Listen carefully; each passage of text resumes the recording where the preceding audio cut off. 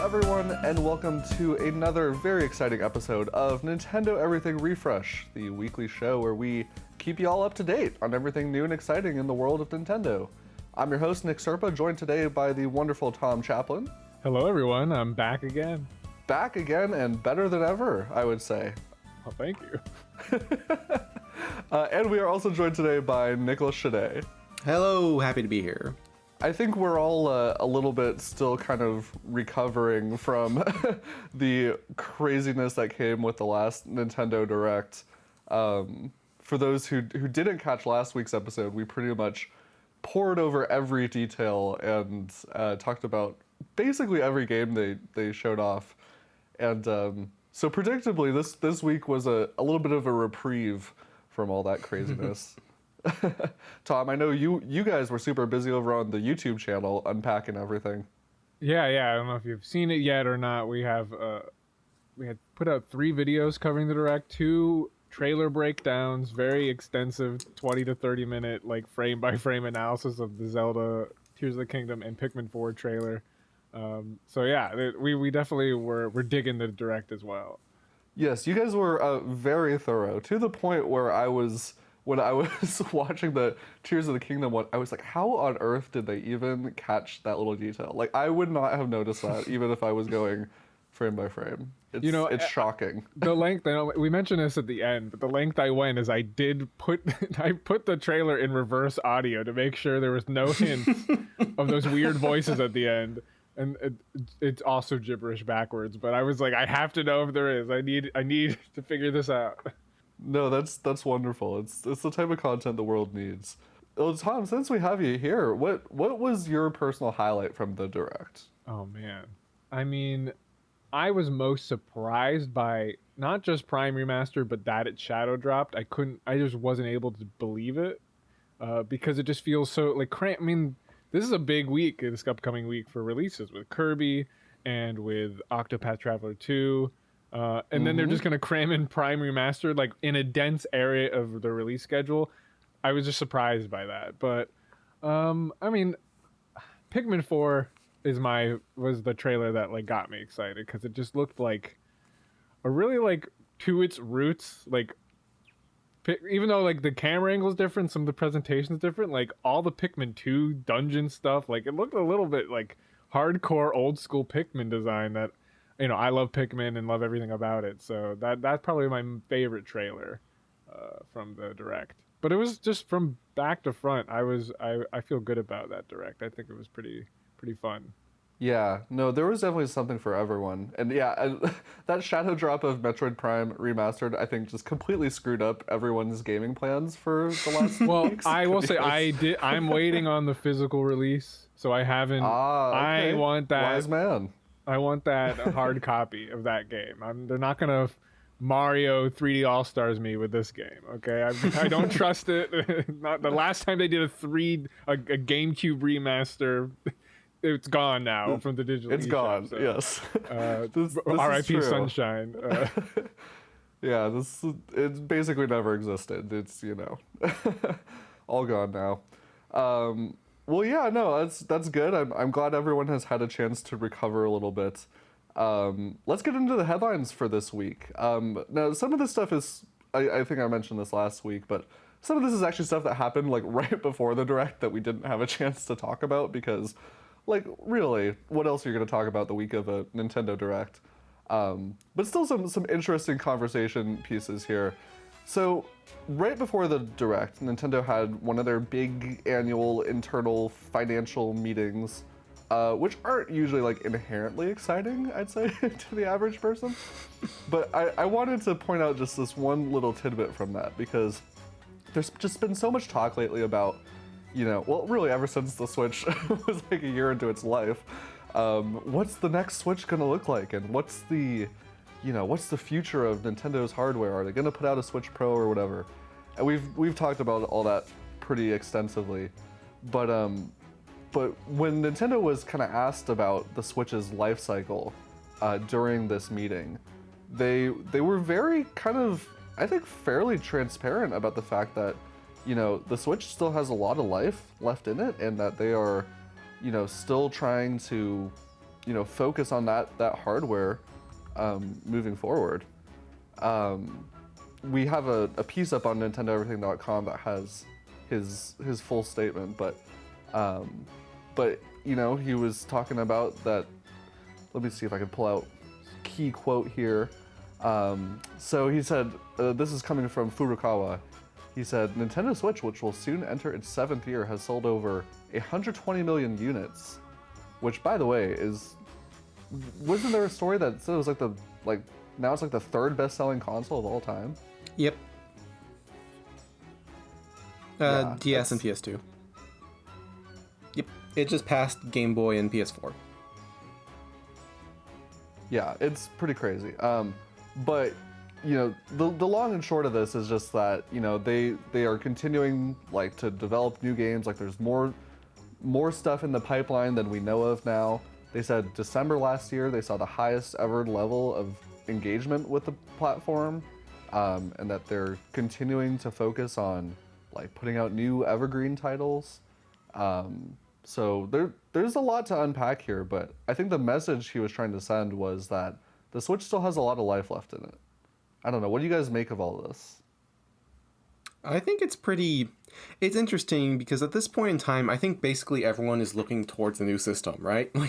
We constantly talk about if there are rumors of a new system being announced or releasing, when it might release or when they might announce it. And we just don't really have a perspective on what it is that Nintendo's thinking about it. So having them flat out say hey, we're still looking optimistically towards the Switch's future, it's different. It goes against the grain of what everyone wants in a way.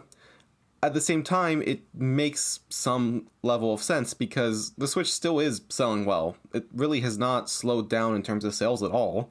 So there's not really a significant reason to get a new system other than just wanting better hardware to develop for.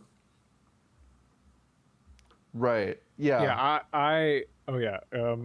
I have a lot of thoughts because I do like these financial briefings. I'm fascinated by them. Just pure number nerd part. Oh man. Oh yeah. 20 million for Pokemon Scarlet. Oh my goodness. The small violin starts playing. But this decision is obviously a big one, and it's the first time a decision like this for hardware will have to be made post Iwata, right? It's pretty confirmed that Iwata was around for the Switch development, at least early on, and kind of headed that transition before his death, right? And Furukawa, I don't know how good of a job he's doing, but I don't think he could have gotten an easier job or timing for the Nintendo CEO job because the Switch was rolling at that sells point, itself. and he's just kind of right, and he's been kind of just manning the ship. He's not this idealist Imagineer that Iwata was, right? Where he's gonna push some weird boundary and open up some door that we could have never thought of. Iwata was willing to risk. I mean, Iwata's one of the greatest, figures in the video game industry history. I expect the Switches and the post-Switch plan will be as safe and as possible. I expect this to grind the Switch out because if you look at a release schedule, this is not the release schedule of the last year of a system. Right. Even with the Wii, right? It's console so popular like the Wii, that last year was dismal. The last 5-6 years was pretty dismal, but especially that last year. Wii U obviously didn't have any games. This is not the last year. This is not the software of a final year. But if they do come out with a new system, it'll just be a Switch 2. It'll have to be. It'll be like 3DS, but without the 3D. It'll just be DS2, that kind of a transition where it's backwards compatible. I expect a lot of safety from Furukawa because, again, he's not some visionary. To my eye, at least, to what he's not sitting in his office resume. Being we need to bring back the Nintendo, the Wii, the finger pulse scanner thing. We need to bring that prototype yeah, back. right. Or the that's the Virtual Boy 2 Sleep Initiative. Yeah, exactly. Switch sequel is actually a Virtual Boy where the headset is a Switch dock and you just put it in and play Virtual Boy that way. Yeah. That would be a big shock. No, I agree with you, Tom. I mean, it's a really interesting take because I think a lot of people just have always just assumed, because this is kind of what Nintendo's always done, is just whatever Nintendo is going to do next, it's got to be some grand, sweeping overhaul of things. But that just, the writing is not really on the wall for that this time around. I mean, it could still completely happen. They do make it a point to say, the standard corporate response of, oh, well, we're always working on new hardware and experimenting with new technologies and things like that. So I think it is possible that they have something in the background, but yeah, I mean, if the Switch is still selling at the rate that it is, for the foreseeable future, and clearly they still seem to have more games further out that they're just not ready to talk about yet. It does seem like it would be pretty shocking to me, at least, if they were just to throw all that out and do like a hard reset on their hardware at this stage. Yeah. Which is funny because like that seems to be like what a lot of folks are asking for. But I don't know about you guys, but like I still feel like the Switch has a lot of mileage and life left in it. Like for me personally, like I'm not tired of using it. I'm not tired of playing games on it. Like yeah, like I wish it was a bit more powerful. Sure, we all do, but like by and large, I think it's still like the most versatile console out there. Yeah, I think I'm with you, although I am starting to get to a point where I'm wishing it was a bit more powerful than it is for certain things, because the further we go, the harder it's going to be to actually get ports of other games, like modern ports of other games with a similar timing to what they're receiving on like PS5, PS4, etc. And to that end, I hope it can keep up a little. But otherwise, I definitely agree. I mean, it's still the system I play constantly. I don't really have an issue with how it's designed at its core. I would just like a little bit of a power boost, but if that were to come like in a year, in 2 years, it wouldn't matter too much to me. Honestly, it's kind of just, it would be nice to know for sure when it is happening, especially with a presumed Tears of the Kingdom OLED being released around that game's launch. So I would know whether that's worth getting or not. That's yeah. If that is a real thing. I mean, that was just a rumor, but Yes. It seems plausible, I would say. Yeah. As always, I think the answer is we'll just have to wait and see. But it is interesting, what Nintendo is saying versus what a lot of fans seem to be asking for. Yeah. I mean, I play my Switch more than any console. I mean, I've played today, but I am long past the need for more power. I mean, I'm over it.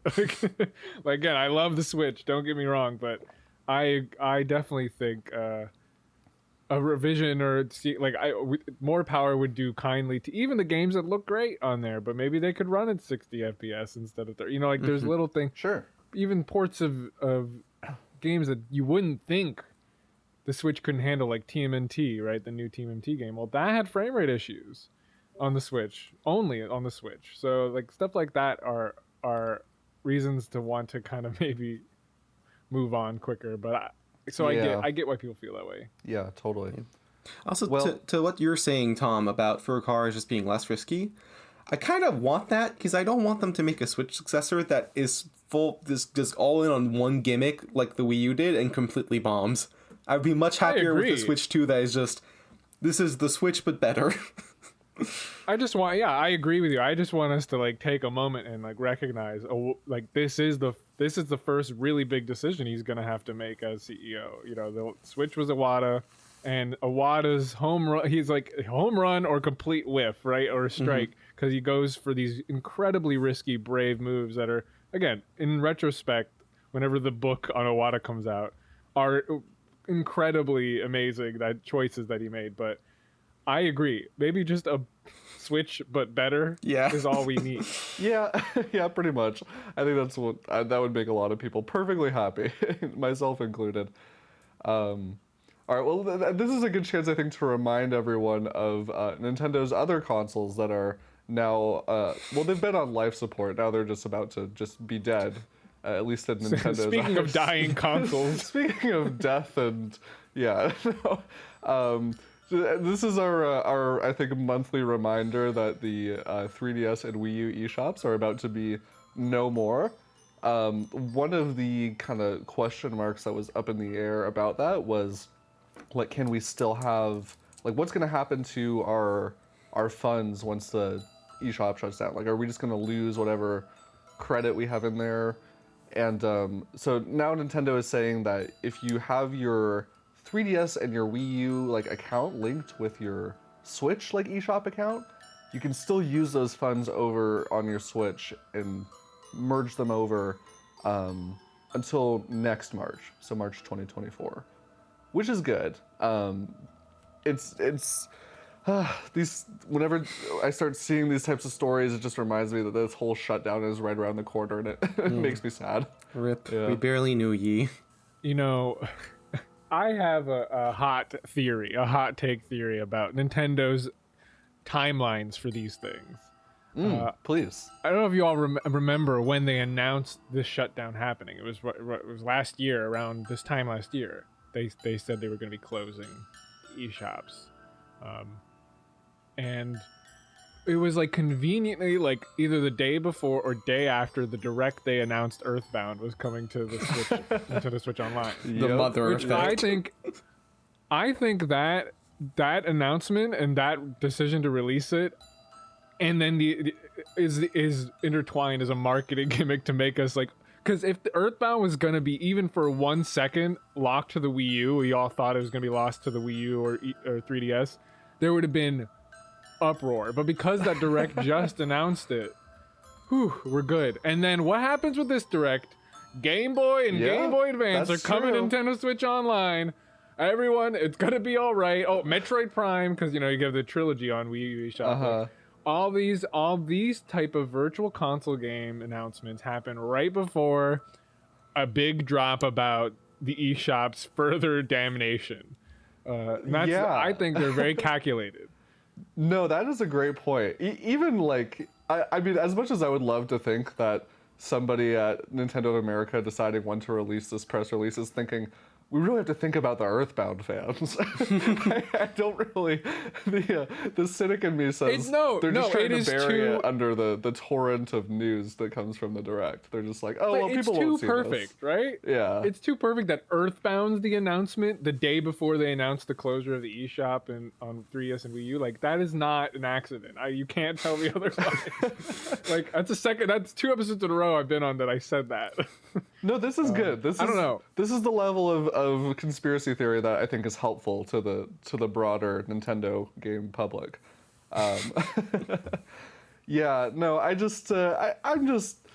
been trying to use this past year, ever since they announced the shutdown, I've been trying to play some of those 3DS games that I never got around to, or at least make sure I have them installed for that random time 3 years from now when I want to go play that one game that I missed, Both Capcom and Atlas will like drop shadow stealth sales on all their 3DS and Wii U games. There's not really much Wii U games, but 3DS games, and that's when you need to pick up all the Shin Megami Tenseis that you'll never find again, all the Ace Attorneys that aren't anywhere else. Like that's when you need to go in and do that and keep an eye out. I don't know if they're probably done doing that now, but I remember it last year. They started just talking to like $6-7 for like Shin Megami Tensei 4 and these games that if you wanted to buy physically are going to cost you like $100. So definitely, that's you need to jump on that stuff before they're gone and forever gone, because they're not being ported. At least I think. Yeah, it does seem like those sales have kind of started to slow down a little bit though. Like I haven't seen as much of that happening.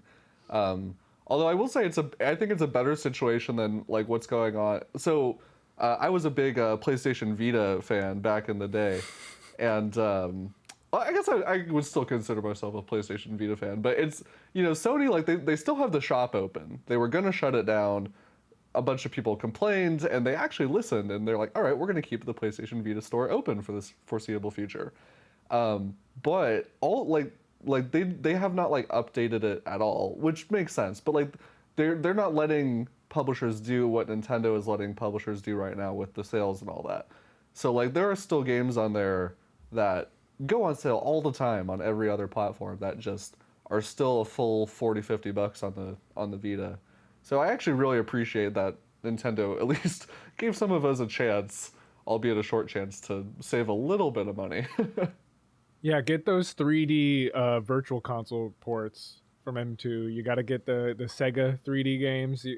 Those are all like must-have exclusives that are relatively cheap because they're older games. But like Space Harrier on 3DS. I mean, we're talking about the best port of that game. I've heard a couple people mention that at this point. Actually, that's really interesting. Yeah, I'm really just interested in just all those little eShop games that are just never gonna go anywhere else. Like, does anyone remember back when Level 5 they had their Guild series? Yeah. Where they were releasing just all these really short, bite-sized experimental games, and most of them did not release anywhere. And I remember reading about them in Nintendo Power Magazine of all things. I was like, oh, I really want to play that. And then when I realized the store was shutting down, I was like, oh, I better cross these ones off my backlog. Another dead thing, Nintendo Power Magazine. Thanks, man. Yes. How many dead things are we gonna bring up here? Okay, yeah, you're right. We gotta keep things positive around here. Although Nintendo Power still lives on technically in the form of the Nintendo Power podcast, which I'm sure is exactly what everyone wants. Identical mediums. Yes. Well, one thing that is coming back is the hub from Splatoon 1. We talked about this a little bit in the last episode. I know my segues. What are convenient impeccable. timing! We won't be able to play Splatoon anymore. Yeah, just as that's being wiped off the face of servers, it lives on in another way. Yeah, we talked a little bit about this last week, how they're bringing back the Splatoon 1 hub world as part of this expansion pass, but weirdly, it's literally just bringing back, like, you can't do anything different. You literally can just visit the same stores, but it's all the same clothes from the base game. Yep. I don't really get it personally, but yeah, there's been a lot of talk about it in the community and differing opinions on whether this is worth it or not. And I think the main thing is the idea that in Splatoon 2 we got the Octo expansion for about $20. So people are saying basically, yeah, they're advertising this as Wave 1, but really just view this as like a $5 extra. Like, you're paying $20 for the actual new story stuff that's coming later, and this is just like $5 extra for cosmetics, which is I don't know if I fully agree with that, but I get the logic. Yeah, no, I could kind of see that. Yeah, the reason I'm bringing this up is because they actually, for some reason, they didn't announce it in the Direct. In the Direct, they said it was just coming in spring, but then like the Monday after, they were like, oh, it's coming out February 28th. So very, very soon, actually. Yeah, it doesn't make much sense. They did the same thing with the Fire Emblem Engage DLC too. It was like, oh, it's coming out like this week or today. It was like, okay, wait a second. Yeah. Tom, where are you at with this Splatoon 3 expansion pass? I'm not sure if you're a big Splatoon guy or not, but I don't get why Splatoon 3 exists now that it's out. Like, we were all waiting. Ooh, spicy when that take. game was announced. We were all waiting for that game was announced to, like, what's the hook now? I mean, 2 is good, but obviously that was had to get out for the launch year of the Switch. Now this is the real game, and it really, I didn't pick it up because it didn't have that hook. It was pretty much more Splatoon. I played the test fire and I was like, yep, that's Splatoon. Like, and from what I hear, around the at least the Western Twitter sphere, is like, this game's kind of disappointing. And a lot of hardcore Switch Splatoon fans are kind of dropping it. Especially the connection issues are a lot worse on this game for some reason. Maybe because the player base is larger, because this game definitely sold like insane. But yeah, I don't know. Maybe a DLC will convince me. I also got really unlucky because I bought the Splatoon 2 DLC pack like a week before the expansion pass added it for free. And I'm still salty about that. Yeah. No, it's understandable. I mean, I kind of understand like a little bit of the fatigue with the franchise. But I know, like, Nicholas, like, you were all about it. Like, you thought this was, I mean, a lot of folks seem to think when this game came out that it was the best Splatoon game, which I think makes sense. Well, I think objectively, ignoring the fact that it doesn't have the extent of content that 2 did, because 2 had they have this. For Splatoon, they just decide they want to build content up from the start until it reaches like its final form, basically. So Splatoon 2 does have more content in terms of weapons, maps, etc. than 3 currently does. That being said, Splatoon 2 had less content at launch than 3 does. But anyway, ignoring that, just from a pure mechanical standpoint, quality of life standpoint, etc., I do think this is the best Splatoon game. The only real problems with it that I would say make it kind of not greater than 1 and 2 in some regards is, 1, the connection issues are more frequent. I have not run into them nearly as much as other people online have said, but there's been more than enough complaints about it that, I will acknowledge it's definitely an issue. And 2 is that the map design is generally just not as solid. A lot of them are just... They're designed to be way more straightforward, which causes a bit of a problem in terms of over-centralizing the game around certain weapons. Besides those 2 issues, I do think this is a very good game. Of course, I was not arguing the games, Yeah. and I'm sure like incrementally it's better than all the other ones, and there's a lot of things they added to loadout management and stuff that's just better. But again, it's like it's taking the route of a lot of other games like this in the genre that we kind of saw Splatoon as maybe an outlier for the online FPS.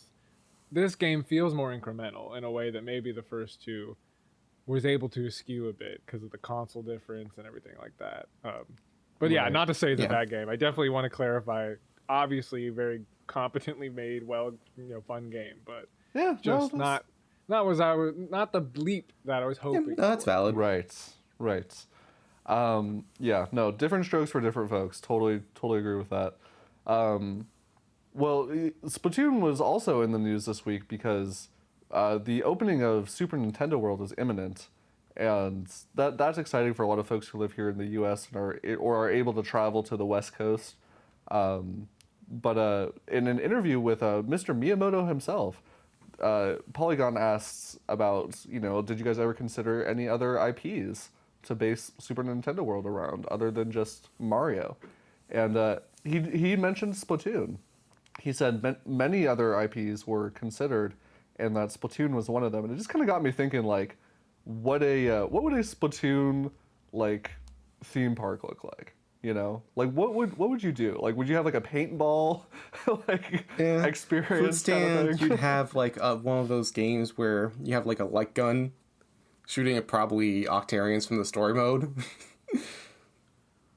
I will say the hub worlds of Splatoon 1, 2, and 3 are like literally theme Yeah. parks. Pretty like much. Inkopolis looks like something you would see at a Universal studio, and there's shops and Food iconic vendors, yeah. Again, there's iconic vendors. What a perfect thing for a theme park. Diagon Alley Right. And then, Splatoon. so I no, like not even Yeah, joke. yeah. I feel like I feel like if they were gonna do it, I don't know what they do for a ride. I mean, an Inca line maybe. Moray Towers World. again. Moray Towers, but it's like haunted. It's the haunted tower. Oh. But I would assume they would just recreate Inkopolis or something. Yeah, something like that for sure. Yeah, I really want to go and check out the Super Nintendo World when it opens. I know there's been some talk of, I don't know if it's been confirmed or not, but they were working on like a Donkey Kong park at the Japanese one. So I'm kind of Yeah. like, part of me is kind of like, oh, I want to see if they're gonna like, because if they're gonna open up like multiple of these different zones or whatever, I kind of just want to go like when they're all open, But then I'll be waiting like a decade, so probably not. That's the thing, right? You'll be waiting forever. Yes. Yeah. But yeah, I thought it was kind of cool. Or do you guys ever intend to go check out the Super Nintendo World once it's open? Probably at some point. I don't think in the near future. The other thing is, like, as cool as the Mario World is, I would probably be waiting on something that's more of a hook, like say a Zelda World, because that would just be a little bit more in line with my tastes. Sure. Being a resident of Florida, once it opens because it's not in Orlando yet. It's only in the California one Hollywood. in Tokyo. Mm-hmm. So I'm like an hour drive from that one. I might have to be. I might have to go in when the Orlando one opens, which I Oh, think yeah. also is a larger footprint because that's a bigger. They have more land there, I think. Right. Right. So yeah, that's when I'll probably bite the bullet and go for it. Yeah, you get the nice Florida resident discount. I mean, can't beat that. All right, just a couple more headlines I want to bring up. Yeah, I do want to mention quickly, just before we move off of Splatoon, Sure. in addition to the weirdness of them announcing the release date for the expansion pass a week after they announced that it was coming out in spring, they also started talking about the new season of content this week, despite the fact that they had an actual presentation last week to discuss it, which is a bit of an odd decision. Yeah, is there anything in particular that's jumping out at you that you're like, this will substantially change my gameplay experience? Or just... Yeah, there's actually more being added to this one than there was the previous season change. I think the big thing that everyone's focusing on is that one of the special weapons from Splatoon 1, the Kraken, like the giant squid you could turn into to mow people down, is coming back as a special for this game, just slightly altered. So that's got people really excited. And that wasn't in 2. No. They didn't have that in 2. 2 completely overhauled all the specials. They were all completely new. And 3 has taken several from 2, kind of tweaked some from 1s and added them in, and then also added a few completely original ones. And so the Kraken is one that they're taking over from 1 and just tweaking a bit. And they also announced last week that there's a brand new special called the Super Chump, which they're also adding into the game. Now, I know, like, I'm sure these weapons all play a little bit differently from each other, but, like, do you think this is enough to, like, get folks who have maybe kind of been lapsed from the game, like, really excited about it? Or do you think it's more for people who are still kind of deep into it? I think, to kind of just be like... Yeah, I think both will be happy, but because of the kind of nostalgia factor that the Kraken has, I'm sure it's going to draw people back in. It's probably the most well-known special from Splatoon 1. It's definitely one of the more memorable ones. Because it's literally broken, like every other special in that game. It is very, very good, but it's also just got that cool factor of turning to a giant squid and ramming into people. Right. What's not to love about that? Yeah. Exactly, right? And so that's probably going to get a lot of people into it. There's also some other content on the side, the usual stuff like new gear and whatnot. There's something happening with the PvE mode as well. We're getting new content for that, which is interesting. Season's just looking good, honestly. The last season update was already pretty neat, and this one's looking like it's going to get even more content. And the only thing that there is not to love is that they are giving a lot of attention to the shooter weapons again, as opposed to every other of the 10 classes. But right. Other than that, it's looking good. Yeah, definitely credit where credit is due. They've certainly been keeping with what they advertised, which was, we're going to be pretty much constantly updating the game. I mean, I feel like there's not really a week that goes by where we don't hear some, at least like tiny update about something, whether it's a Splatfest or balance update or something. So they've been busy over there, that's for sure. All right, just a couple quick more stories I want to make sure we hit on before we move into some of the games that were announced this week, or recently, I should say. Now this one, all the credit goes to DidYouKnowGaming, which, if you guys aren't familiar, they just do incredible levels of research and interviews, and are all about like uncovering the history of long lost games, and with a particular focus on Nintendo games from throughout all the various consoles that have passed. And this one just... Now, I should clarify, this started off just as a pitch. This game never really entered active development, and this kind of thing happens all the time, but it's rare that we get such level of insight into like these early pitches for games that could have happened. So this was a Star Fox game that Retro Studios was trying to pitch internally that never got off the ground. It was called Star Fox Armada, was the concept name for it. And is notable for a couple reasons. First of all, this was supposed to be on the Wii U, which did get some Star Fox games. It got Star Fox Zero and Star Fox Guard. But this was a different pitch for a different game on that platform. It was supposed to be a direct sequel to Star Fox 64 in terms of its story and gameplay.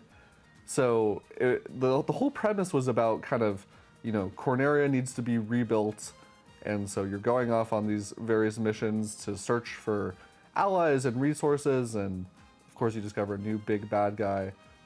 But one of the things that was really interesting to me about this pitch was that you would have to decide, like, as you go around and you complete story missions and you earn more money, you'd have to decide whether to send it back to the Cornerian government to like help them rebuild, or to use it to like upgrade your fleet and your ships and stuff. And I was like, wow, like that's really cool. Like I really would have liked to see this type of game come to fruition. Yeah, I will say the one thing about it I'm kind of iffy on is the idea of having like that puppet aesthetic. Oh no, I disagree. That would be so phenomenal. cool. Yeah. Have you different strokes for different folks. Hold up. Okay, well, I want to address this. Please. We always hear about Miyamoto. Like Star Fox was inspired by like Thunderbirds, the '60s BBC puppet show, right? You've heard of this, right? Mm-hmm. Yeah, a little bit. Yeah. Have any of us in this call actually watched Thunderbirds? No. The '60s show? No, that was significantly Then you would before not my hold. time. You would not hold that opinion. That is one of the most amazingly constructed, artful craftsmanship shows like that's ever happened. It's incredible, and it's on YouTube. The first episode, if you want to watch it remastered officially. Wow. It's an incredibly gorgeous show that like the craftsmanship's like unbelievable. And so if that was like recreated in a game engine, I would die. I mean, this announcement would kill me. Okay, a little bit about me. I am a card-carrying member of the Star Fox Zero Defense Brigade. I think that game's very good. It's obviously not as good as 64, but I think it's an incredibly fun game that I did 100%, got all the medals. And so Star Fox is my blood. It keeps me alive. It keeps me going. It's not every day you meet like a Star Fox super fan. I love it. I'm in it. You don't even get me started. So reading this pitch here, it does feel very Western game design. The open world and upgrading your thing but there's like specific individual levels that you kind of like Forza, like Forza Horizon. There's like an open world, and then you go and do a race. Except now it would be like a level or whatever. So that would concern me because I do really like the linearity of Star Fox. I think the multiple paths through linearity is just super fun and engaging. So in that way, not to say it would be bad. It's just very Retro Studios, very Western way to like switch up the gameplay. But if a Nintendo Direct had a Star Fox announcement, yeah, I mean that would be. That's the end. We would be getting, I would be the end game. Yeah, I could quit, and live my life happily with that one game. I still go back to Zero. Anyway, watch is great. Thunderbirds. That's your recommendation. Go on YouTube and look up Thunderbirds Episode 1. Again, it's been remastered recently, the Thunderbirds show, so it's in this beautiful resolution. It's just incredible. And Nick, I promise, both Nicks, right? Okay, yeah. Yeah. I'm looking at it on IMDb especially right if you now. like, and if you like Star Trek and like old school like hard sci-fi, the original Thunderbirds is like sick. Like it's super cool. Like, but it's got this cheesy corniness that's so not cynical. It's not cynical at all. It's serious, just like Star Fox. Like the kind of mood and tone of Star Fox is. Well, anyway. okay, but I'm looking at this, and the puppets on Thunderbirds, they don't look anything like the Star Fox characters, as far as I can tell. They look like the promo art of the SNES games. Sure. That's what Okay. that's what that's based off of. Obviously, you can only do so much on an N64 or whatever. Right. But the promo art of those Super Nintendo games, the cover art, you know which one I'm talking about, Fox. Yeah, of course. Puppet. Yeah. The Reggie Fils-Aimé Falco. Yes. Yeah. Oh, yeah. When they had like the Muppets and all that. That was wild. Yeah, for E3. I wonder how much of this pitch getting turned down was just that there was already a plan internally for Star Fox Zero, and so they just didn't see the need for a pitch at this point. So I imagine it being a Miyamoto project, he probably already had a pretty solid idea of what he wanted. Miyamoto is hyper controlling over this franchise. I mean, I remember when the Zero it wasn't Iwata Asks because he wasn't alive anymore, right? But it was just Nintendo's developer interviews, and Miyamoto literally admitted like Star Fox Zero was the most involved he'd been in a game since Ocarina of Time. And so like that, it is like a really important franchise to him. So I would imagine it got shot down because he wants to do it, and it's something he's kind of very controlling over. Yeah, although you say that, but then we did get on the Switch. We haven't gotten a proper Star Fox game, but remember when Ubisoft put out Starlink: Battle for Atlas? And how dare you mention Starlink? No, but it's funny because in some ways I've only played a little bit of that game, but in some ways this like there were some ideas in this pitch that kind of manifested in that game. Like the open that's your world Star Fox elements, game. The mission-based structure. You know, I came with the hot takes today. I have a hot take about why Miyamoto greenlit Starlink, because in the development of Star Fox Zero, he forlorned in these interviews that he couldn't make an R-wing amiibo that could transform into a walker. Right. It was too complicated. Nintendo wouldn't let him do it. And Ubisoft says, we'll make you an R-wing toy. And what does he fly around on the E3 stage? He's playing with the R-wing toy. He loves it. And I think that's what he wanted it for. You think he really just wanted a toy, and so he greenlit an entire game based on whatever. It's just a little. I mean, I don't know if you've ever played the Starlink power play. add-on.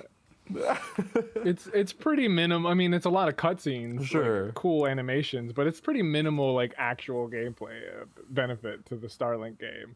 But if you like and squids, you might be able to convince yourself that like it's kind of a Star Fox game, maybe, or no. It is unfortunately it is a Star Fox game, and I do have to recognize it as one of my children, even though I don't know why I spent I don't know how much that game was. It was discounted very quickly. Yeah, it's the child you don't really talk to anymore. It's like the child that's kind of off doing its own thing. Very estranged. The estranged child. Gotcha. All right. One last kind of major news story. I guess maybe not major, but just weird. Hey, do you guys remember that Animal Crossing New Horizons came out about 3 years ago? Oh no, not that. I'm not that old. Yeah. It was like last year, right? I don't know about you guys, but this seems like the perfect time to release a 700-page in-depth guide to Animal Crossing New Horizons 3 years after its original release. It's like this Patrick meme. Oh boy, 3 a.m. Like, oh boy, 3 years later. Let's read 700 more pages of this game. Is there anyone out there who is still 3 years later playing this game so much that they would refer to a guide? Like, if you played this game when it came out and you're playing it now, you don't need a guide. You've caught every fish. That would be where I'm at. You've seen through all of Red's painting scams. Like, you're good. I get a feeling this is like marketed towards obsessive fans that want a collector's edition tome. Probably. A tome, a grimoire of knowledge. Yeah, so they can, for their incantations, to get the painting they want, or the whatever. Like, yeah, that's how I feel. Like, this is for people that haven't spent enough money on this game. Yeah. Are like obsessive. Yeah. This is like a hardcover book. Like, this is not like one of those like flimsy. It's not a Prima game guide. Guides. Yeah. And it's on sale right now, but the list price for this guide, take your guesses, everyone, what the list price is for this guide. Oh man, it's got to be expensive. Like 60, no, $70. I've seen the price already, so I'll avoid. Okay. You're close, Tom. It was $55 is the list price. Okay. For this game, which is almost shipping, a whole copy of Animal Crossing New Horizons. But it has to be said, you can pre-order it now for only $32. Yes, this is true. What a deal! What a deal! What a steal! With the Nintendo Everything affiliate link. Yes, find that in the description of the podcast. Go support us. No, I'm just kidding. We don't really do affiliate links. Maybe we should. Maybe we should do affiliate links. No, it says it on our thing. Oh, okay. Well, over on the site. Yeah. Yeah, on the site. Yeah. Anyways, that's just weird, but kind of cool, I guess. Yep. All right. Get me one for Xenoblade, and maybe we'll talk.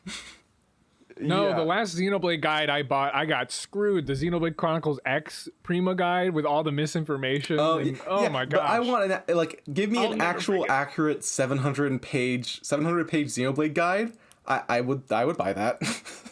And I would buy any 700-page guide for my favorite game. So I get why people would do Sure. this. Like, my favorite game got us this, like, just every detail of everything you could ever imagine about a game.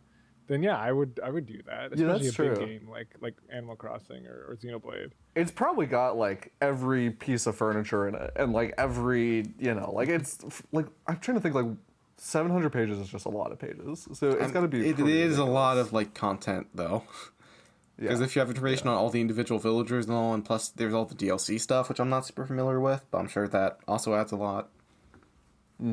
Yeah, I love it. I love it. Sweet.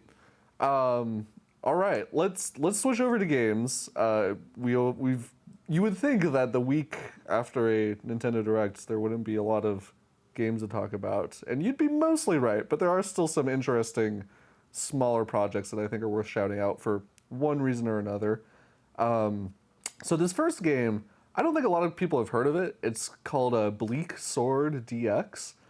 And this one is interesting because this is a game that was published by Devolver Digital, but was an Apple Arcade exclusive. And so it's a really good game. I've played a little bit of it via Apple Arcade. It's super stylish, pretty challenging actually, kind of like deceptively so. Yeah, I just feel like Devolver put this game out and just no one really played it because it was on Apple Arcade.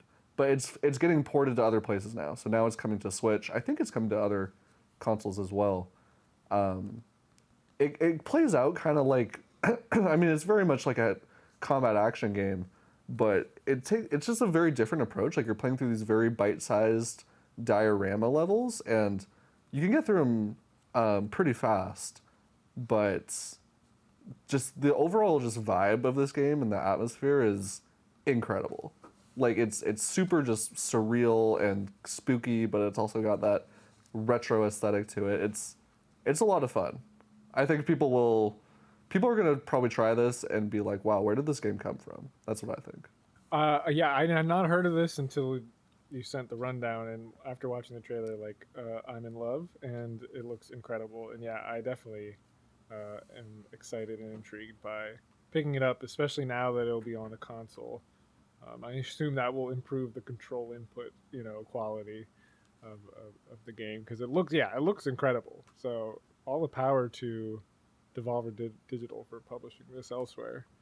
Yeah. Well, and also like to the credit of Apple Arcade, like there's some good stuff on that platform. And I feel like a lot of people just don't really know about it. I mean, not everyone wants to play these types of games on their phone, which like I get it.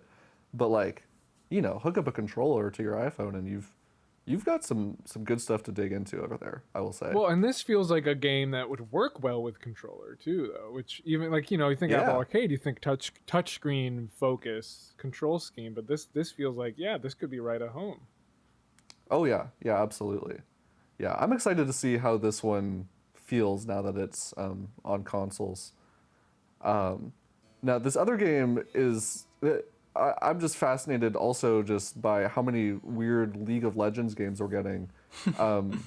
They just announced a new one this past week called The Mageseeker, a League of Legends story. And this one, they really have only shown off a little glimpse of it in the trailers. It looks like it's going to play similar to something like a Hyper Light Drifter, it's a top-down action RPG where you're just hitting things very fast with your sword. But it's crazy to me. Like we for a long time it was like only like League of Legends, and then for some reason like a year or two ago they decided we're gonna put a lot of money into making these like spin-off indie games, all developed by different teams. This one is developed by the studio behind Moonlighter, which is that RPG where like you run a shop during the day and then you go out at night to like find resources and stuff. So like they're getting some good talent behind these games. Yeah. I mean, honestly, I love this initiative. I've never played League of Legends. I don't really have any investment in the franchise as it is. But the idea of expanding your brand in all these different directions with genuinely like high quality content it's super cool to see. It's really nice to see it actually grow in all these diverse ways, and more importantly, it's growing in a way where it's not just like, hey, we're throwing out random stuff that, you know, will maybe make us money, maybe not, but the important thing is it's out there. Like, there is genuine effort put into this. Like, Arcane, the League of Legends show that came out, was widely recognized as, like, one of the best animated shows probably ever made. So, there's a lot of effort going into all these different projects, and it's great to see. Yeah, well, I think a lot of people, like I'm like you, Nicholas, like, I really had zero interest at all in League of Legends, but then when I watched Arcane last year, because everyone was, like, talking about it, and they're like, wow, like, this is just an incredible show, I was like, man, like, I really want to learn more about, like, these characters and this world, and I think that's kind of what they were hoping for, and why they're putting out all these smaller projects, to try and get more people into that franchise. Clearly it's working to an extent, and I think one of the big things I've heard from people that are League of Legends fans is that that game just has so much lore that you can only convey so well in just a MOBA format that having these other entries in this universe that kind of delve into all this lore a bit more deeply really helps grow that world and expand the world building in a way that you couldn't do if they had just kept to the main MOBA. Yeah, well, and to reach a wider audience too. Yeah. I would call this the Venus flytrap strategy by Riot. They get you in with all the good smelling, you know, hormones of the bud, right? Arcane, these really classic cool games, like single player, and then you're in. Oh, maybe I'll try League of Legends, and chomp into the jaws of life you go, and you're dead. I mean, you're never seen of again. So I would be happier about this if there wasn't the vampiric Sarlacc pit at the center of it. No, that's a good League point. of Legends. Although I feel like that's my problem. Well, but also I feel like the people who are gonna like get really hardcore into League of Legends are not necessarily the same type of people who are gonna be picking up these smaller games. You know, I mean, there's probably some vice overlap versa too. Yeah, vice versa. Somebody who would never touch League of Legends looked in one of these genuinely amazing products that surround it, and then, all of a sudden they're downloading the game. I'll try it out, you know? Yeah, that's true. Yeah. And then they were never seen from again. Well, if I get indoctrinated, you guys will be the first to know. If I start, we'll never know. The podcast will end. So I'll just be gone. Yeah. All right. Now this one is called Tiny Thor, and it's a little 16-bit platformer. And I think at first glance it doesn't look notable, because we just get so many of these types of games. But I think the most notable part of this one is it's developed by one of the developers of Shantae and Contra 4, which I wouldn't have known unless I read the very convenient article over on NintendoEverything.com. It looks like just like a solid 2D platformer. The art looks great, I think, if you're into that 16-bit aesthetic. I think these games do have kind of a hard time standing out, but I am interested. I don't know, like, there is something to be said for, like, the name value behind some of these developers, you know? Like, when I hear, like, oh, this game is made by one of the Shantae developers, I'm like, okay, well, I at least have to look at this trailer, you know? Yeah. I am pro naming games after like long-time mythical figures, like Hercules on DS, right? Or what's it called, Mighty Hercules, something like that. This game looks straight out of like Super Nintendo. Even that name, right, of Tiny Thor just feels like a '90s weird mascot name that doesn't cost them any money to license. Yeah. And then you look at the game and it looks incredible. So. Yeah, I'm all for this. This is exciting. It feels very, I don't know, plucked out of time. And even the naming, I really... It gives me, like, Genesis or Saturn vibes. You know what? Genesis is a great... Yeah, I agree with that. If you were to tell me this was a game that was on Switch Online Expansion Pass for the Genesis, I'd be like, oh, yeah, okay. I can see it. Yeah. Now, this next one is called Capes, and this is a turn-based tactical game that is all about superheroes, which may sound familiar to another game that came out last year called Marvel's Midnight Suns. And I just think the timing of this one is going to be interesting because Marvel's Midnight Suns was like, I think a lot of people were really excited for it, but that game didn't sell very well. And this is a very similar concept of game. It's a turn-based strategy game where you're managing like a squadron of superheroes and you're trying to, take down criminals and all the turn-based strategy mechanics you'd expect, right? Moving around a grid and launching special attacks and all that. But this one doesn't have the benefit of having like the Marvel license attached. Yeah. And I mean, presumably they also would not expect to be selling as much as maybe Marvel would, but it just seems like interesting timing for this type of game right now. Mm-hmm. I think it looks solid though. I mean, when you're starting from like a blank slate and like you don't know who any of the superheroes are, that does give you a little bit more room to maybe tell an interesting story. And this one is being published by Daedalic Entertainment, who they've always been known for publishing a lot of like very story-driven like point-and-click adventures over the year. So there could be something interesting here. It's on my radar, I would say. Yeah, I like the idea of it. I like XCOM, and this is basically superhero XCOM. There's just something about the actual in-game art style, like not the visual 2D art, like the actual models and whatnot, that just is striking me as kind of generic, and it's not hitting in the way that I would want it to, given all of the 2D art that's based off of. Well, and Right. especially, I feel like we are in a dearth of strategy games. I feel like everywhere I turn, there's a new strategy game announced. They're coming out on Switch, and is dearth the wrong word? I feel like dearth is I the think opposite. it is the opposite. It's the opposite. That's an A antonym. surplus. The surplus of, I'm glad I caught that. The surplus of strategy games. I feel like that genre is at a kind of fever pitch, and it's gonna have even more trouble standing out when there's a Fire Emblem right here, or a Tactics Ogre, or your Midnight Suns from last year, or Advance Wars right around the corner. Like, there's so many strategy games coming out Yeah. that Yeah. you really, and then like classic all-time franchise, like big, like great ones, right? Sure. And so really difficult to stand out in that environment. So Yeah. I hope it's I hope it's good though, because I like the idea. I haven't played Midnight Suns yet, but I always tell my friends, I'm like, I wish we had more like original superhero stories, Like, it'd be nice to have something like fresh, like new superheroes that we like aren't familiar with. So if they can pull it off, I think this has the potential to be interesting. But yeah, no, I do agree with you that with all the strategy games coming out right now, it's probably not going to land at the same level that some of those others will, unfortunately. But we'll see. You never know. All right, one last game I want to highlight. This one is definitely a bit of a more low-key experience, but I'm putting this one on here solely because it speaks to a one of like the thought that always crosses my mind, like, what if I just went and just lived that van life, No, this is a game.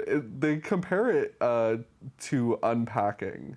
They said it was inspired by it, which is the game where you just take things out of boxes and put them on shelves, which shouldn't be good, but it is. And yeah, this game is basically that, but you're decorating a little camper van, and you get to put your stuff all over this little camper van. And, if you like organizing things and you also have that little fantasy in your head of, oh, maybe I will go live in a van by the river someday, this game is built exactly for you. if your favorite recent Switch game is folders on the UI, then this will be your perfect game for you. Yes, that's true. Although, this looks charming. Like, I think it looks cute. I'm like, okay, I could. This would be a nice palate cleanser of a game. I don't know how many people have a fantasy of organizing folders, but I do think there are some people that would like living in a van.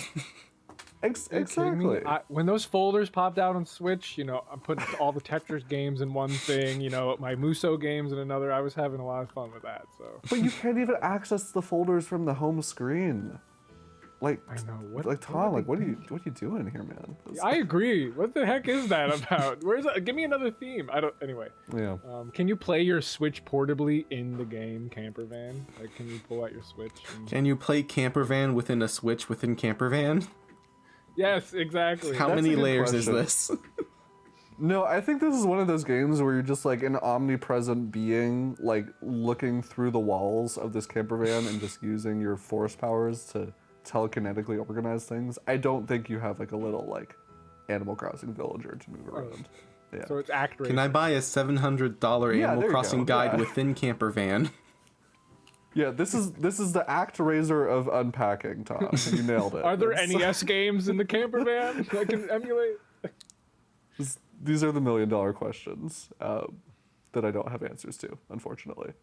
But yeah, so cute little game that I'm like, well, this could be good. All right. Within like a genre of Yeah. cozy Switch games, there's a lot of games like this on the Switch. I understand. the market Exactly. for it, yeah. Yeah. All right. Recent releases. So we have been talking all month long about how February has quite a bit coming out. And this is one of those weeks where there's quite a few little gems and some bigger games to talk about. I think the biggest game that came out this week, without a doubt, was the remaster of Tales of Symphonia, the long-awaited return of the GameCube era action RPG. Probably one of the most loved Tales games at the 3D days of the franchise, I would say. That I've never gotten a chance to play personally, so I'm really excited for this remaster. This was back when this was first announced. I was really looking forward to this because I love going back and playing these older JRPGs and seeing how far the genre has come. And the Tales games are just always just charming. They're light. You you don't have to worry about like these like super dark brooding storylines. They make you feel good, Do you guys have any experience with the Tales franchise or this one in particular? Not extensively. I've played just the slightest, tiniest amount of the 3DS one, Tales of the Abyss. But I never got too far into that because I was a dumb kid that didn't understand the complexities of RPGs. But I've heard... I completely relate to that sentiment. Yeah. I missed out on so many RPGs as a kid. You do not want to know did how not bad have I the feel mental- about having sold Dragon Quest IX as a kid because I just didn't get it. I remember getting lost in Sonic God. Adventure. Like that's how dumb I was. This is the only Tales game. No wait, Arise came out recently. I played a bit of Arise. Other than Arise, this is the only one I played. So not to be a Debbie Downer, but this remaster's got a lot of flack for being really bad. Oh, really? So oh yeah, I mean every remaster of this game, the game has gotten worse and worse. So this is based on the PS3 port. Okay. This remaster, so it's got all the problems of a lot of PS3 remasters, which is they cut the frame rate in half. So in GameCube it's 60 FPS and now it's 30. Oh, wow. The loading times on the current remaster are incredibly bad, way worse than just take seconds now, or it take like a blink of the eye. It used to load. Now it takes a lot of seconds just to move between loading screens. There's a bunch of graphical glitches. It also does this awful new trend called with the AI upscaling that just smears everything in the background. This game does that. And then, like, one of the charming things about the pause screen of the GameCube game is like it just puts over a little like veneer, right? And you still see the world and exactly as you paused it. Well, in this game, I guess that effect can't work anymore, so it's just a bland background now that pauses and covers up. Oh. And so I do actually want to warn people about this remaster. I'm glad I'm here. Like, this is important. This is the PS3 port had a lot of problems, and they chose to remaster that instead of like ground up. Let's do the GameCube one. Let's bring it back 60 FPS. No. So if you're gonna want to play this game, GameCube is still the best way to play it, and that's how. Right? How is that possible? Right. It's true. And didn't this happen with other Namco remasters? Like I feel like they've been kind of missing it a bit with the Namco remasters. And I don't know if that's true, but with this one specifically, there's been a lot of coverage on its kind of egregiously poor launch date. Yeah, no, I feel like you're right because I remember because they keep putting out the Sword Art online games on the Switch as well, and I remember those have also gotten some flack for not being particularly great ports. I mean, they do have some good ones. Like the Ni no Kuni games, they ported those over, and those ones I've heard are pretty good. Yeah. But I'm just gonna hope that Baten that's a Kaitos gets a shame. good port. yeah, Yeah, that would I be a don't know who's bummer. doing That's that. But Bandai. if that's the same, no, I know, but does Bandai outsource these? Like, if it's the Oh, same studio outsourced, like I don't know, know. but because I am concerned about whenever I see a Namco RPG remaster now, like I sweat on the brow a bit, and like with this one, this was kind of worst case scenario. It's really not impressive what they did. What with the about game. Pac-Man? Because that was a Bandai remaster, right? Oh, that one was remake. excellent. No, Yeah. I that played, one was good. Yeah, I thought that was a And great port. What about Or remake. Klonoa? Yeah. Klonoa 2. So maybe the yeah. platformers are okay. The RPGs maybe are the concern. Well, RPGs are just much more complicated games. I'm sure that's Yeah. the reason why. But It's, 60 FPS on the GameCube. Now it's 30. I mean, yeah, it is pretty there's shocking. a bunch of graphical glitches and texture, whatever, and then there's AI smears and yeah. Yeah. Well, I know That original game's gorgeous, and too. It's just such a shame. Yeah, I know there is also a PC port of Tales of Symphonia, and I'm wondering if maybe that would be a better experience. Like, theoretically, you could probably get that running on a Steam Deck if you really wanted a portable version of that game. Sounds like that might be your better option at this point. Yeah, buyer Yeah. beware. Definitely look The other into thing it. I kind of Yeah. wonder about is like there was the Tales of Vesperia Definitive Edition that came out like 4 years ago, and that was fine. That got good user reviews. So I don't understand why, for one, it took so long to get Symphonia, and for two, why this one was apparently such a bad remaster when Vesperia was allegedly pretty good. Yeah. And the game's still good. Like if you play this game on Switch, Yes. like the core of Symphonia is a great game, but it's just so unfortunate, like that it could be that much better if you had a GameCube lying around. Which I don't blame you if you don't. Like this is a 2-disc game. Like you have both discs lying around. Like yeah, so. Yeah. Well, no, it's good to know. Yeah. I think I don't know. I'm the type of person that even in spite of some technical issues, like if I'm enjoying the game as a whole, I can still enjoy it as long as it's not completely breaking the experience. Like I don't mind load times. I never played the original, so I'm not like gonna necessarily be comparing, based on like older memories or anything. But I can see how if folks were really looking forward to, folks who do have a lot of nostalgia for this game were looking for the definitive way to play it and not getting that. I can see why that would be a bummer for sure. Yeah.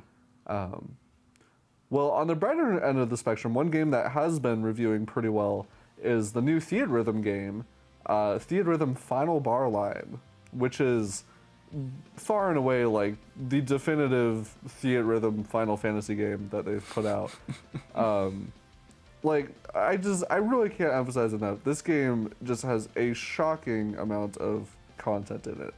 The base game alone has 385 songs from almost every Final Fantasy game, some third party. It's got, other Square Enix games have some soundtracks represented in there. And then if you were to buy like the full on like mega version of this game with all the season passes and all the extra songs, you're getting like 500 songs in this one rhythm game, which is ridiculous and incredible. Yeah. Like many Square Enix fans are just going to be just over the moon to have something like this. Yeah.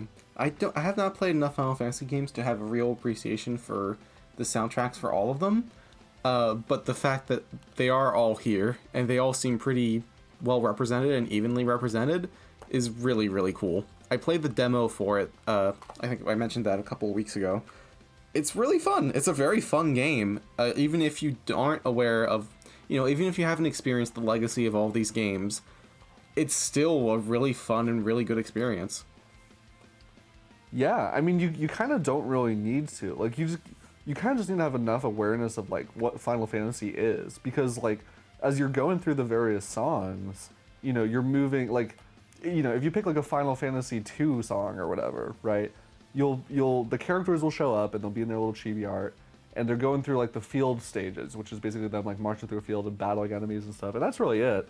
So it's not like it's like a super story focused game. There are also like some tracks in the game that have like cutscenes behind them, like from the original Final Fantasy games that they came from. So you can get a little bit of like the context for like where these songs originally came from. It really does act like, and I think it acts like a pretty compelling like history of like these games. Like, you know, you're not getting the full story, but it's like an archive of all the music of these games in one place. And it's a good way of chronicling and celebrating cool. that history of all the series, and even not even just that series, because as you mentioned, that there's music for other games you can get as well. Yeah, I just realized, but they actually dropped the final. These games, they were always, the 3DS ones were always called Theatrhythm Final Fantasy, but they dropped the Final Fantasy from this one, and now it's just Theatrhythm. It's no longer a fantasy aid, now it's a bar line. Sure. There you go, Nicholas. That's gonna be one of my favorite like Square Enix subtitles for a long time. That like Mad Lib style final bar line. Because there's a lot of them. There's a lot of crazy out ones. of a hat. Yeah. Yeah, I get it, but like out of context, that's hilarious. Yeah. It's I've only played Final Fantasy 1 on NES. The only game I've played in the series because I was a Nintendo kid that started with N64, and so you know that was it. It wasn't in my life, you know. Oh wow. So, I decided a few years ago to like, I'm going to start from the very beginning, and so I played the first game. Oh no! Shocking, I didn't continue with that. Yeah, don't. Yeah, I don't think that's I actually like the first game, by the way. I like the first game. They actually. I'm down with old school NES JRPGs when the classics. Sure. There's clearly something there, but they can just be hard to get into for a lot of folks nowadays. Yeah. Yeah. Well, you know, when those remaster pixel versions or whatever come out on Switch, maybe that's when I do it. If they fix the font. Well, I gotta recommend if you're wanting to play a Final Fantasy game on Switch and you're not sure where to start, one of my favorites is Final Fantasy 12, and that's on the Switch, and it's a fantastic game. I'm so glad I played it. It plays very differently, but it's good. I've dabbled in a good amount of like I've dabbled with 7 and I've dabbled with 8, and you know, I keep buying these games. But, 6 obviously I've dabbled, like you know I have 4 on Game Boy Advance. It's just the only one I've completed, actually finished, was 1. Okay. Yeah. All right. Yeah. You definitely have a lot might be your options. Introduction. Yeah.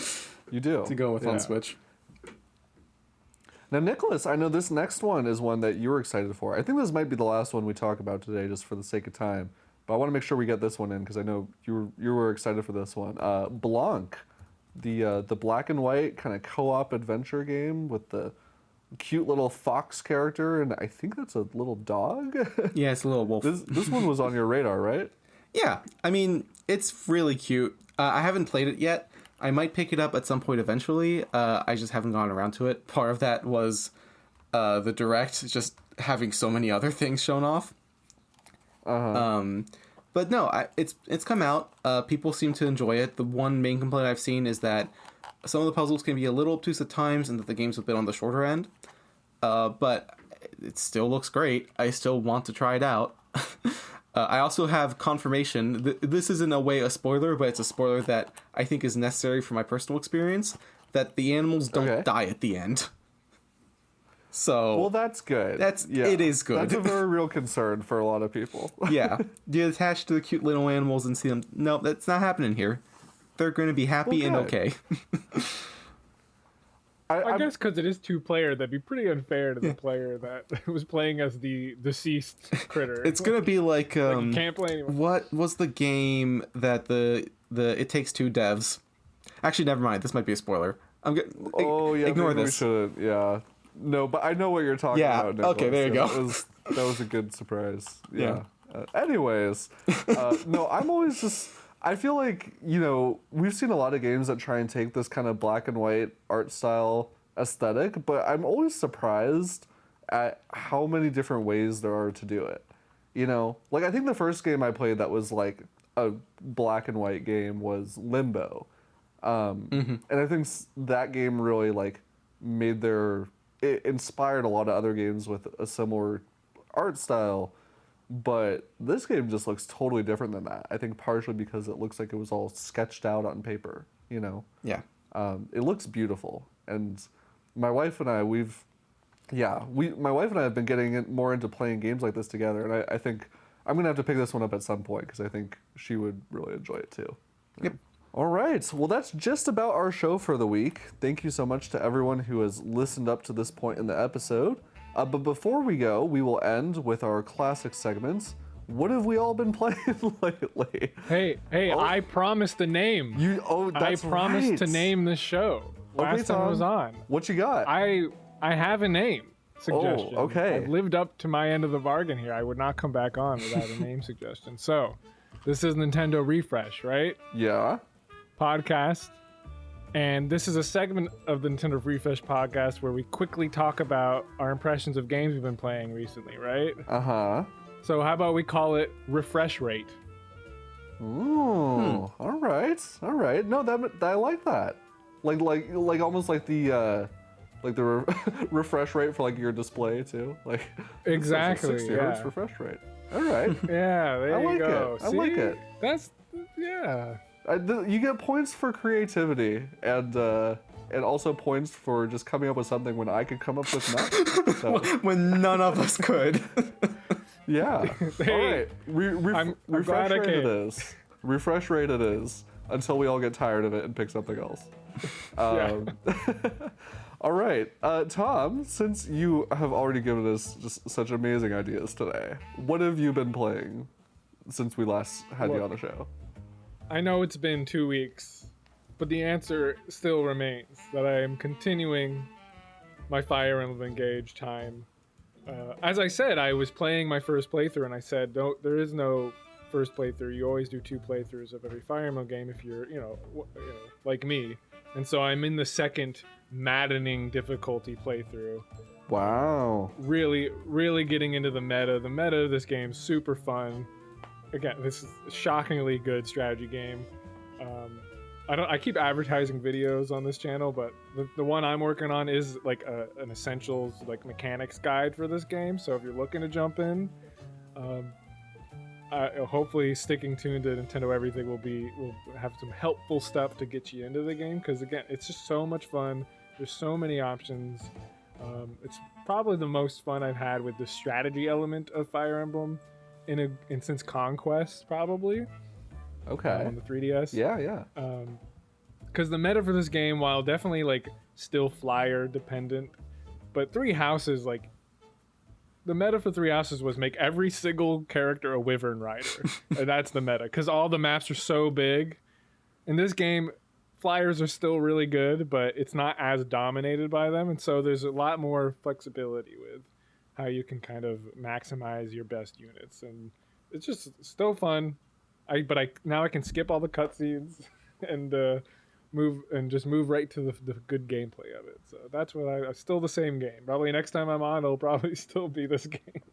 And how's that maddening difficulty treating you? Is it are you because that scares me. I when I hear a difficulty option called maddening, I'm like, no, I believe you, and so I'm going to avoid this difficulty mode.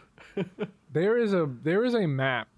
There's a chapter, I'm not going to say what happens, but in chapter 10 and 11, so it's about halfway through the game, they throw in like it's a pivotal story moment, and the actual like mission that occurs is incredibly difficult, like crazy. And I remember I played hard the first time, and I remember that mission being incredibly hard, and then on maddening it was like, oh my goodness. So there are some missions that like are pretty difficult, but again, once the guide comes out, your nervousness will go away, Nick. I promise. Okay. I'll have all the tips and tricks you need, because I like that it's challenging, but I will say I'm not using DLC. The DLC definitely breaks the game. The DLC is way overpowered. Really? All the emblems that you can have. Oh my gosh. I mean, so I don't know if you want a spoiler warning for 1 second. That mission steals you lose all your emblems you had in that mission that I'm talking about. Okay. So it's incredibly difficult because your resources have been just stolen from you, right? Sure. Well, if you have the DLC, you still have a bunch of emblems because they don't steal the DLC emblems, right? Oh, So- okay. So it Interesting. totally, and then you get weapons and resources and materials. And what's difficult about the harder modes is you have limited resources. Well, you buy the DLC, they give you free stuff Right. on top of the emblems, and so it does kind of just ruin the curve, because that moment's designed around losing your emblems, and then you just have like 6 other emblems that you bought.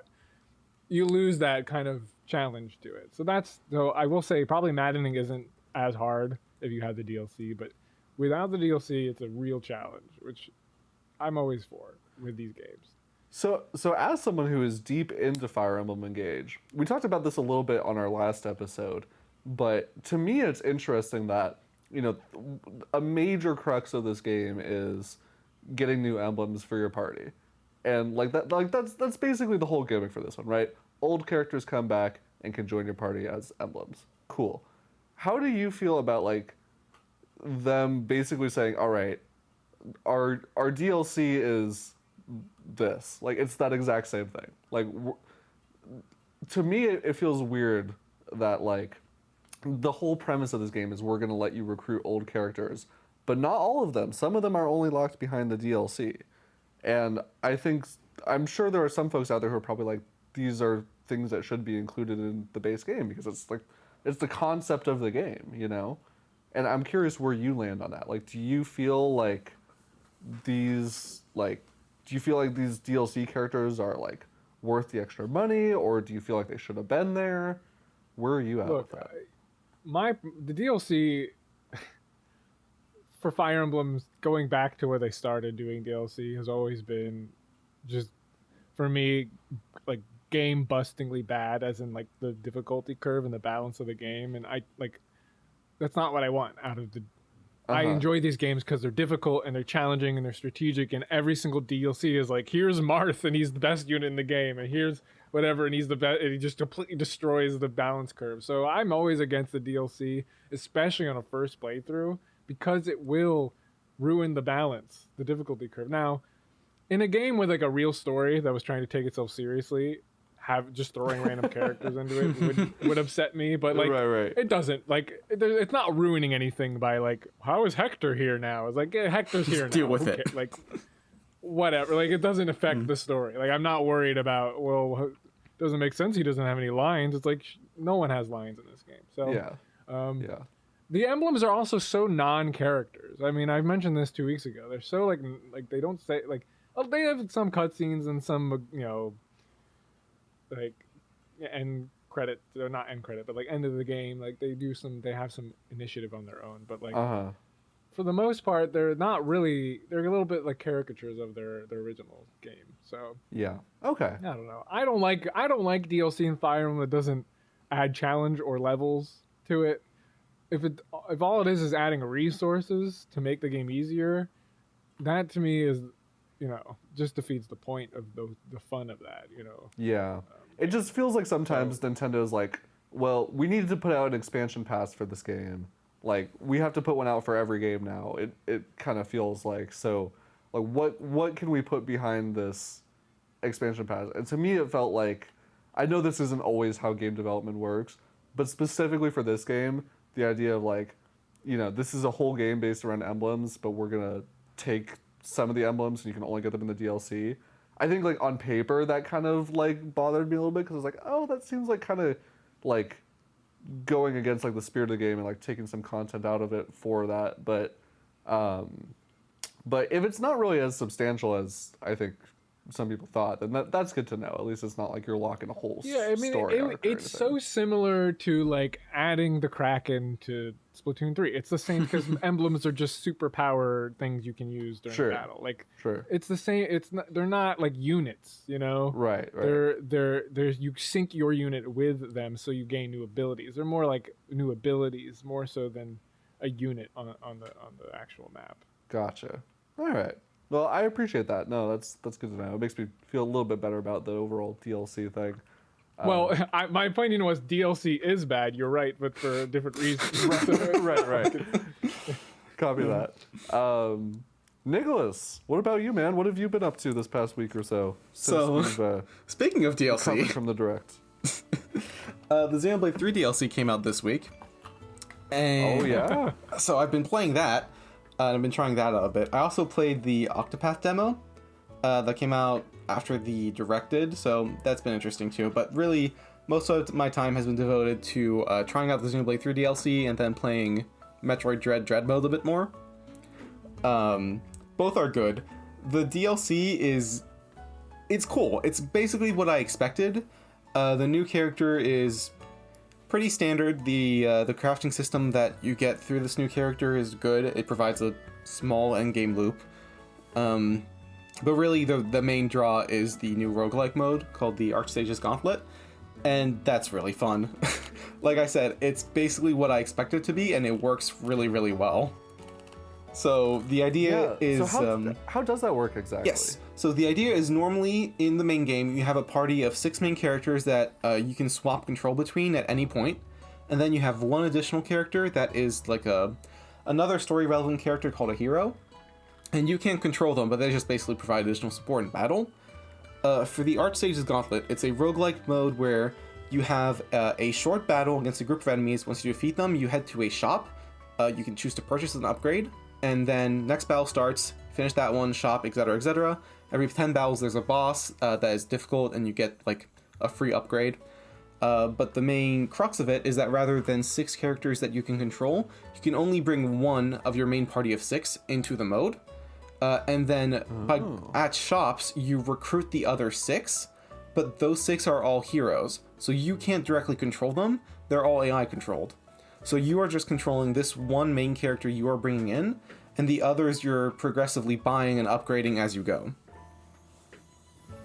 That's interesting. That's a very, I feel like, unique premise for a type of roguelike structure like that. Like, instead of just upgrading your weapons, you're literally adding members to your party. Yep. I've never really heard of that in that kind of format before. Yeah, it really works. They actually balanced it out in a way that makes a lot of sense. There's a few little mechanics here and there. Like, there's a timer where if you spend too long in fights, because the idea is they don't want you to be cheesing fights by just having protracted strategies that take forever and just chipping away.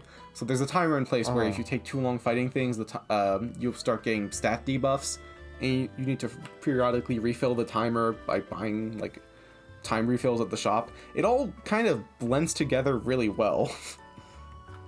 Interesting. And so does the progress that you make in this mode, does it have any implications to like your broader playthrough of Xenoblade Chronicles 3? Like, does it like, do you like get rewards in this mode that tie into the main game? Yeah, so it's a similar thing to the original wave of DLC, where basically you get a secondary resource called Nopon Stone. This is also a separate kind of Nopon Stone from the other one, where that one was red, this one's blue, so you use them at different shops. And at the shops, you can purchase different things. For the blue Nopon Stone, you can get accessories, which you can equip onto your main characters for greater effects. This is probably what would, benefit you in the main game, because you could bring these accessories into the rest of the world. And so they would just give you bigger stat buffs and whatnot. You can get alternate costumes for your characters. Some of them you get just by beating the gauntlets in general, because they are capped at a certain amount of rounds. They're not, like, infinite. So you get some through that, and you also buy a few costumes in the shop. And then last thing is, well, you can also buy some secondary resources, but those are kind of irrelevant. The last thing is that you can actually upgrade the emblems you get, which, as a side note, I think it's very funny that the main, like, upgrade thing in the 3 DLC is emblems, considering Fire Emblem Engage just released. Right. But it's not confusing at all. Yeah, no, not at all. But the idea is that at the shops, the upgrades you get for your characters, well, actually it's party-wide upgrades, are called emblems. And once you've purchased one, you can upgrade it up to 5 tiers. And if you go in the shop, you can, like, pre-upgrade them. So essentially you can start your run with these emblems already upgraded to the 2nd tier. So there's an actual kind of progression where, like, I think most good roguelikes, you're still growing in strength from run to run, where you are actually becoming stronger just by playing the game and earning more resources that you can kind of reinvest into the roguelike mode. Wow. this is like substantially more in depth than I thought. Like when I heard this is real deal. It's a lot. See, it's like a mode. It's a mode that adds gameplay and not just resources, just trinkets, right? Right. Which I'm sure is what we would all prefer. Like this is a best case scenario in this type of thing. Yeah, no, it's really fun. It's also fun just seeing how everyone is figuring it out, because the hardest difficulty on it is genuinely difficult. And so watching over this last week how people have figured out how to get around it, how people have even managed to beat that final mode using only one character and not buying the extra 6. It's all it's fun to see people progress like that and kind of learn what the mechanics are. Yeah, I'm sure that early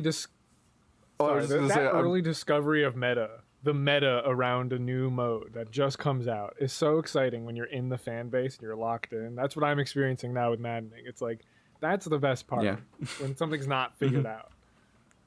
Yeah, no, I'm sure there's plenty of ways also that people are going to find over the coming weeks and months that are like ways to kind of cheese it a little bit, and like like little loopholes that they can take advantage of to get around some of the tougher battles. Because that always ends up happening with this kind of stuff. It's cool to see people discovering all these things. No, that's awesome. For my part, I have... So I had fully intended to be playing through Hogwarts Legacy, because I was just, regardless of all the politics around that game right now, which goes without saying, like, J.K. Rowling is not a good person. I don't really like her at all and do not agree with anything she believes. But I was still looking forward to that game because it's just a very impressive piece developed by a lot of people who are very passionate about that world, and I think there's just a lot of creativity in that game that is very cool. So I was fully intending to play a lot of that, but I am still just so sucked into Metroid Prime Remastered, that I have barely touched anything else this past week. Like, this game has just taken over my life. Like, I have not played Metroid Prime since I was a kid. And so I feel like I am rediscovering all these biomes, and it is just kind of crazy just like how much I forgot. Like when I think back to like my memories of playing the original Metroid Prime, like I remember in broad strokes like certain like boss encounters and certain regions and all that, but I had totally forgotten just like how big this game was. Mm-hmm. Like for like the time that this game came out, it is truly shocking, like the way they designed these levels and just how interconnected all the world is. I mean, I know that's kind of what Metroid is all about, but like the success at which they had translated that into 3D for the first time, like when I look at this game now in a context of like, holy crap, this came out in 2002, like it just is so much more impressive. Yeah, it's a crazy game. Yeah. And so going back and getting to see all that and like seeing all these little like flourishes they put in, and like, wow, like the lighting in this room looks incredible. Like this feels so much more vibrant and alive than I remember it. Like it really is the best case scenario for this type of remaster. Mm-hmm. It's also kind of funny to think, because I've been playing through Dread and I've had a friend that's been playing through Super. It's funny to think that Prime is a significantly longer game than most 2D Metroids. Like it is, I think it takes at least a good like 10, 15, maybe 20 hours to complete fully, whereas the others are like 10-hour games for the most part, 10 to 15 at most. So there's a lot of content there. And like you said, for especially if you're like me and you just get completely lost and you're like, okay, well, I don't remember what I was doing yesterday. And then you backtrack. Yeah, it's been. I'm so excited. Again, I'm waiting for the physical release for this game. I'm not gonna get duped again by Nintendo taking this game from me. But I am a Super guy. Like that Super is to me like one of the greatest games ever made. And so I've never been the Prime guy, but I was young when I played that game. I haven't played it since I was, too young to really get it, to really get it. And one thing I gotta say, like, oh my goodness, like the technical chops on this remaster, it looks like a different system. Like it doesn't even look like a Nintendo game. Like no. And I do know retro. I mean, and maybe this is worth making longer form content about. But like the staff the staff that they've been recruiting for Prime 4 have been variously other AAA Western development studio talent, and you can really see it from the visual and technical aspect more so than any other first party game I've seen from Nintendo. I know it's not technically first, but you know what I mean. Like, no, yeah, totally. Not like that studio they own, right? Right. Like, that's exciting because again, there's real chops here. That it looks like it could be on PS4 or something, you know, and that being applied to Prime, this engine being applied to Prime 4 too specifically, like, oh, they're really going for it. Yeah, Going for that AAA appeal and Western and visual style and everything like that. Like, that's what's really exciting about the Prime remaster. Yeah, if they're even just able to like match, like it doesn't even need to look better than this. Like if Metroid Prime 4 just looks as good as this, people will be happy, you know? Like it's, and I was looking at some of the side-by-side comparisons that folks have been putting out, and this is, I mean, when I first saw the trailer, I was like, wow, they really made the game look a lot sharper. But no, It's like a remake. like they really did go through and redo every model, every texture, and like things move differently, and like it's just like it just all looks so good, and it has been certainly adding to the immersion factor for this game for me. Like this is one of those instances where I think like increasing the graphical prowess, like yeah, like making it look pretty is great, but like it really does even more to like suck you into this game's world than I think a simple upscale. That's credit to the immense polish of the original game and all the little details of the visor and the lighting and that go into immersion. And then when you just give it this modern kind of texture work and geometry, like, wow. Yeah. All that really pays off now. Obviously, it's still paid off on the GameCube. It's a gorgeous game. But, like, it really looks good when not just up-resed, right? Tales of Symphonia, AI upscale, but, you know, like, really lovingly redone to retain that visual immersion that was clearly, like, intentional in the original game. Like, because that's what Metroid's all about. Every single one is just getting lost in a world and literally getting lost, too, in that world. And Prime Remastered seems to knock it out of the park. I'm so excited when I finally get it. Yeah, I can't wait to hear your thoughts after you've played it. This is a total side note, but one of the things that people have been talking about is like, oh, like now that we know that this remaster is real, are they going to bring 2 and 3 over at some point, and what's that going to look like? And I don't really, no one knows the answer, but I'll just say this: I hope that if they bring over Metroid Prime 2, I really hope they retain the multiplayer mode that came with that game, because I don't know. No way they do that. I don't know if they will, but I'm telling, I had so much fun with that multiplayer mode back in the day. Like I would play it locally with my sister all the time on our TV in split screen.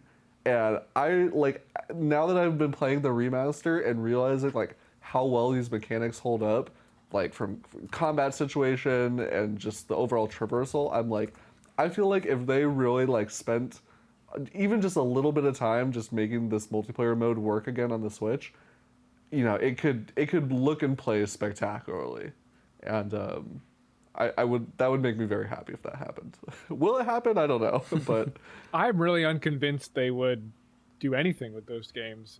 I feel like this is the the primer for 4. The primer. Unless because it's like, yeah, are they going to remake it on this level, those other two?